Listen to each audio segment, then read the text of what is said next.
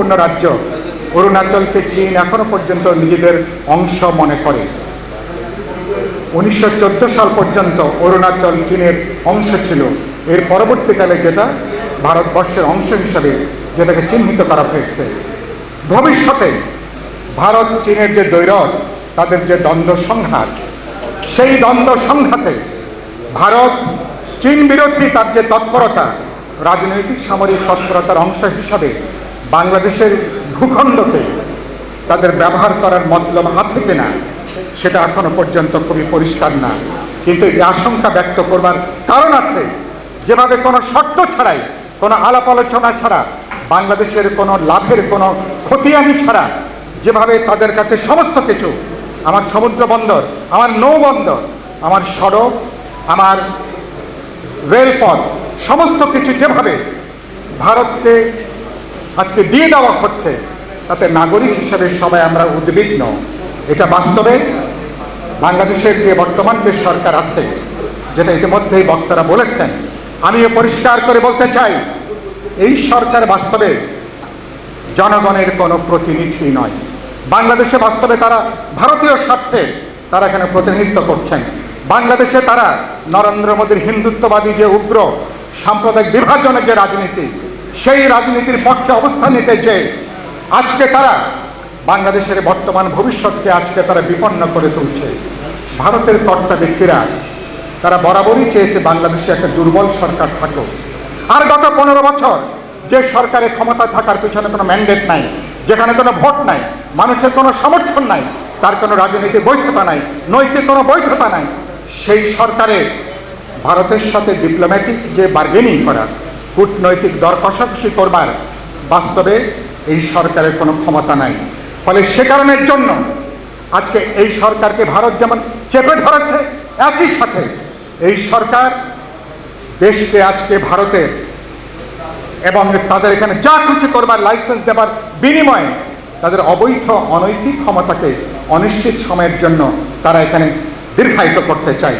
সেজন্য এই সরকারকে কোনোভাবেই বাংলাদেশের মানুষ বুঝে ফেলেছে, এদের কাছে ভোটের অধিকার, ভাতের অধিকার, গণতন্ত্র যেমন নিরাপদ নয়, দেশের স্বাধীনতা, সার্বভৌমত্ব, জাতীয় নিরাপত্তা, আমার বর্তমান এবং ভবিষ্যৎ কোনোটাই বাস্তবে আর নিরাপদ নয়।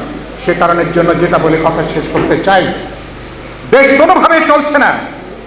এখানে দুর্নীতির প্রতিদিন যে কাহিনী বেরিয়ে আসছে, আপনি মনে করতে পারবেন না দক্ষিণ এশিয়ার অন্য কোনো দেশে রাষ্ট্রীয় মদদে, সরাসরি সরকার এবং সরকারি দলের মদদে এভাবে রাষ্ট্রীয় কোষাগারগুলোকে খালি করে দেওয়া হয়েছে।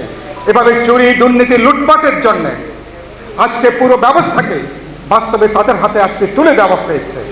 প্রতিদিন আরব উপন্যাসের কাহিনীর মতন তাদের লুটপাটের যে কাহিনী বের হচ্ছে, তাতে সরকারের কোনোভাবেই এরা যে দেশ চালাতে পারছে না, এরা যে বাংলাদেশ ইস্ট ইন্ডিয়া কোম্পানির মতন একটা লুটের বাজারে পরিণত করেছে। যে যেভাবে পারো লুটপাট করো, যে যেভাবে পারো টাকা পাচার করো, যে কদিন পারো সেখানে যা খুশি তাই করো, এভাবে কোনো দেশ চলতে পারে না।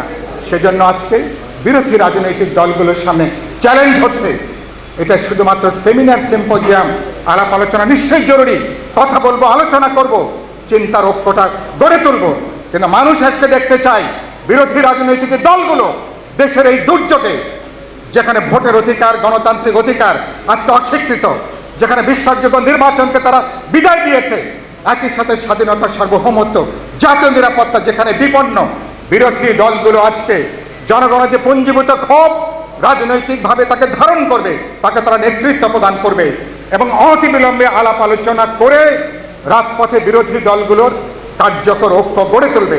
মানুষ দেখতে চায় বিরোধী রাজনৈতিক দলগুলো অচিরেই সিদ্ধান্তমূলক কর্মসূচি দিয়ে রাজপথে তারা হাজির হবেন, মানুষকে তারা ডাক দেবেন এবং অনতিবিলম্বে সম্ভব হলে এই বছরের মধ্যে এই সরকারকে বিদায় দিয়ে তারা দেশকে রক্ষা করবেন, জনগণকে তারা রক্ষা করবেন। বিরোধী দল যদি সেই কর্মসূচি দিতে না পারে, বিরোধী দলগুলোকে মানুষ কিন্তু ক্ষমা করবে না। কথা খুবই পরিষ্কার। আলাপ আলোচনা করি, বোঝাপড়া করি, হিসাব নিকাশ করেন। 7 জানুয়ারির পরে ইতিমধ্যেই 6-7 মাস পার হয়ে গেছে। সুতরাং অনতিবিলম্বে বোঝাপড়া শেষ করে রাস্তায় নামুন, মানুষকে ডাক দিন, মানুষের পুঞ্জীভূত ক্ষোভ সমাজের সমস্ত অংশকে একত্রিত করে আজকে এই সরকারকে বিদায় দেওয়ার যে পরিস্থিতি তৈরি হয়েছে তাকে বাস্তবায়িত করুন বিরোধী দল। আমি আশা করি অবিলম্বে মানুষের প্রত্যাশা অনুসারে তারা কর্মসূচি দেবেন, দায়িত্ব নেবেন, প্রয়োজনীয় ঝুঁকি তারা গ্রহণ করবেন। বড় কাজের জন্য বড় ঝুঁকি দরকার।